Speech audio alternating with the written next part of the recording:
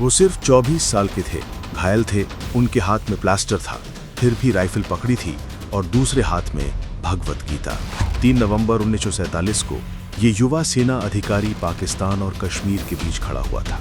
उनका नाम था मेजर सोमनाथ शर्मा, वो शख्स जिसने स्वतंत्र भारत के इतिहास में बहादुरी का पहला अध्याय लिखा और हमारे पहले परमवीर चक्र विजेता बने। हिमाचल प्रदेश के कांगड़ा में एक गर्वित सैनिक परिवार में जन्मे उनकी रगों में सेना का जज्बा था।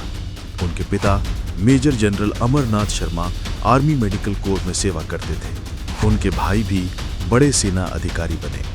अनुशासन, साहस और सेवा उनकी रगों में थी, लेकिन उनकी सच्ची बहादुरी और वीरता का मार्गदर्शन उनकी जेब में हमेशा छोटी भागवत गीता हुआ करती थी। जब अक्टूबर 1947 में 700 पाकिस्तान समर्थित कश्मीरी लुटेरे कश्मीर में घुस आए, तब मेजर सोमनाथ शर्मा और उनके 4 कुमाऊं रेजिमेंट के 1200 वीर सैनिक मशीन गनों के पीछे खड़े हुए और तोपों की आग बुलाकर पाकिस्तानियों के सामने डटकर खड़े हुए।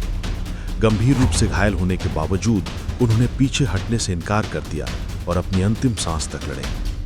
उनके अंतिम शब्द रेडियो पर आज भी गूंजते हैं, दुश्मन केवल 50 गज दूर है, हम भारी संख्या में कम हैं।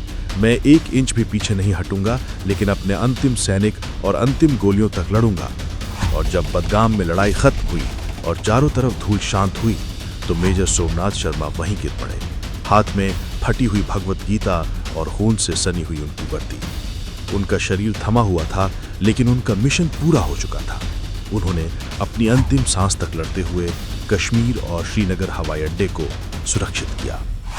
आज हर सैनिक जो इस भूमि की रक्षा की कसम खाता है, उसी रास्ते पर चलता है जो उन्होंने तय किया, कर्तव्य, धर्म और सर्वोच्च बलिदान का रास्ता। क्योंकि मेजर सोमनाथ शर्मा जैसे नायक सिर्फ भूमि की रक्षा नहीं करते, वो एक राष्ट्र की पहचान बनाते हैं।